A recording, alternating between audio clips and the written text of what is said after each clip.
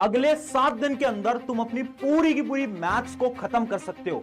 चाहे अभी तक तुमने बिल्कुल नहीं पढ़ा है, बट अगले 7 दिन के अंदर तुम अपने सिलेबस को भी खत्म कर सकते हो और मैथ्स के अंदर 95% तो बहुत आसानी से ला सकते हो। तो हाय एवरीवन, मेरा नाम है Prashant, mentor of thousands of students, और अब मैं आ गया हूं मैथ्स की एक बेहतरीन स्ट्रैटेजी तुम्हारे सामने लेकर। मुझे पता है यार, मैथ्स के अंदर बहुत बड़ा गैप तुम्हें मिल रहा है। अगले 7 से 8 दिन पूरे के पूरे तुम्हारे पास हैं, जिसमें कि तुम मैथ्स को 0 से पूरे 95 तक इजीली स्कोर कर सकते हो। अब देखो यार, दो टाइप के स्टूडेंट्स होंगे। एक वो स्टूडेंट जो कि ये सोचेंगे इतनी सारी छुट्टी, थोड़ा सा एंजॉय करने लगेंगे, बट तुम्हें ऐसा स्टूडेंट नहीं बनना है। तुम्हें वो स्टूडेंट बनना है जो कि इस समय को यूटिलाइज करे। यार देखो यार, मुझे पता है मैथ से बहुत सारे स्टूडेंट्स को डर लगता है। ये ना तुम्हारे लिए अपॉर्चुनिटी है। ये क्या है? अपॉर्चुनिटी। तुम्हें ना इस अगले 7 से 8 दिन के अंदर मेहनत करनी है, मैथ्स को खत्म करना है, इस स्ट्रैटेजी को फॉलो करना है और इजीली 95% स्कोर करना है। कैसे पढ़ना है, क्या पढ़ना है? भैया इतनी सारी प्रॉब्लम्स हैं, टेंशन मतलब, मैं तुम्हारे साथ हूं।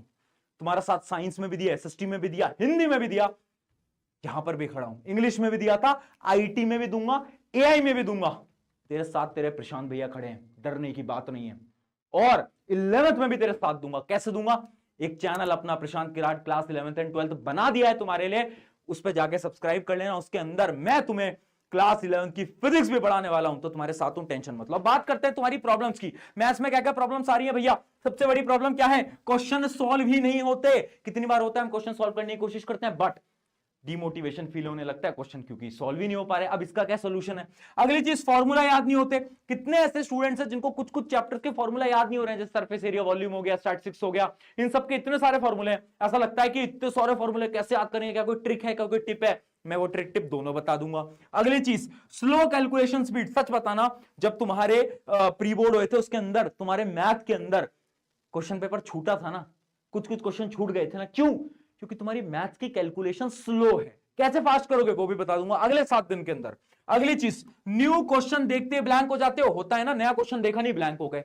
और लास्ट प्रॉब्लम, कौन कौन सी बुक्स को यूज करना है। भैया मेरा दोस्त कह रहा है आर डी शर्मा कह ले, मेरा एक दूसरा दोस्त कह रहा है आर एस अग्रवाल कर ले, मेरा एक तीसरा दोस्त कह रहा है बस पीवाईक्यू कर ले। अरे भैया किसकी मानू, किसकी सुनूं?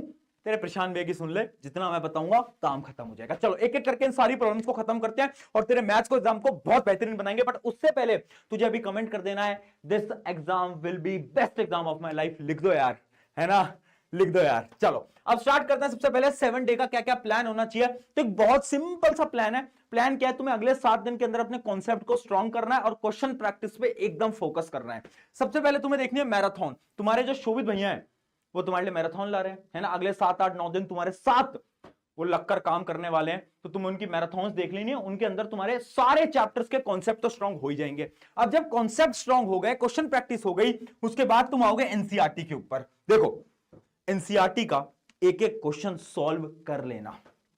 क्यों कह रहा हूं मैं? क्योंकि एनसीईआरटी के सारे क्वेश्चंस रिपीट कर सकते हैं। तुम जब बोर्ड का पेपर देखोगे ना, तुम्हें दिखेगा कि 5-6 सवाल तो सेम एनसीईआरटी के उठ के आ गए। तो एनसीईआरटी तो सॉल्व कर ही लेना हर एक चैप्टर की। उसके अलावा तुम्हें क्या करना है? प्रीवियस ईयर क्वेश्चन करने हैं।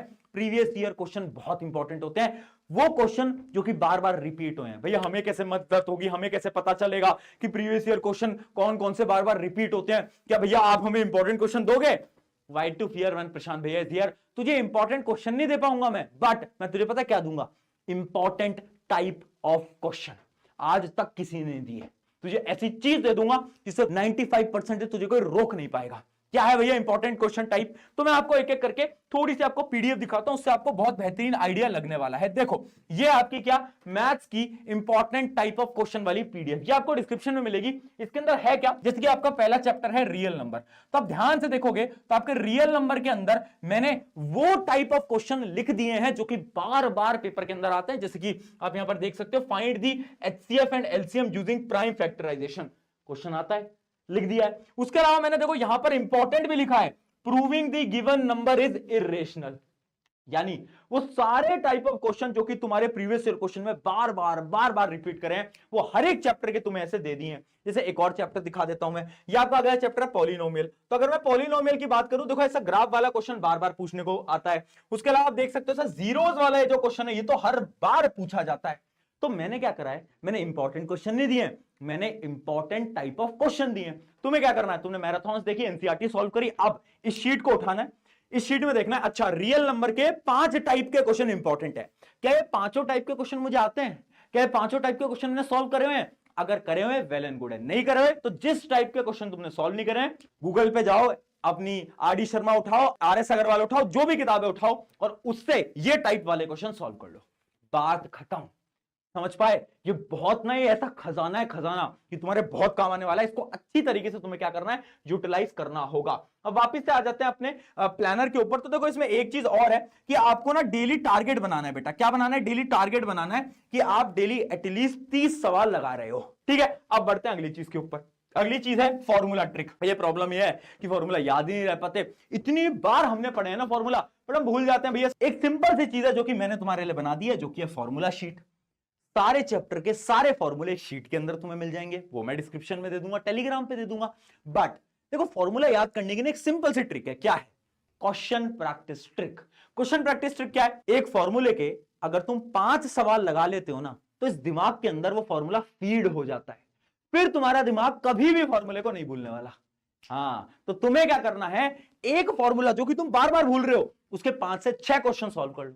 जब तुम 5-6 क्वेश्चन सॉल्व करोगे, आपका दिमाग उस फॉर्मूले को कभी नहीं भूलने वाला। ट्राई करके देखना, इस प्रकार से आप अपने फॉर्मूले को भी याद कर सकते हो। अगली चीज देखो, क्वेश्चन सॉल्व नहीं होते।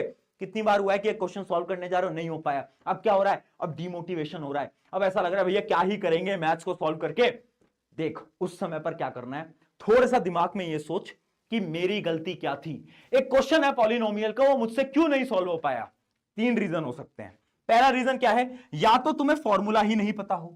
फॉर्मूला नहीं पता हो ऐसा बहुत कम होगा, मेनली तुम्हें सारे फॉर्मूला पता होते हैं, तो ये रीजन तो बहुत कम आएगा। मेनली रीजन क्या आएगा कि तुम क्वेश्चन को रॉन्ग अप्रोच से सॉल्व कर रहे होगे, है ना, रॉन्ग अप्रोच से सॉल्व कर रहे होगे। उसका सोल्यूशन क्या है? उसका सोल्यूशन ये है ना कि तुम्हारा जो बेस है ना वो वीक है, यानी उस चैप्टर का तुम्हें एक बार लेक्चर देखना चाहिए। YouTube पे जाओ, वन शॉट वीडियो देखो उस लेक्चर की जिसके क्वेश्चन तुम सॉल्व नहीं कर पाए। क्यों नहीं कर पाए? क्योंकि तुम एक रॉन्ग अप्रोच से सॉल्व करने की कोशिश कर रहे थे। और एक और रीजन हो सकता है कि जैसे ही तुमने क्वेश्चन देखा, तुम्हें कुछ भी समझ नहीं आया कि इस क्वेश्चन को सॉल्व कैसे करूंगा, स्टार्ट कैसे करूंगा, खत्म कैसे करूंगा।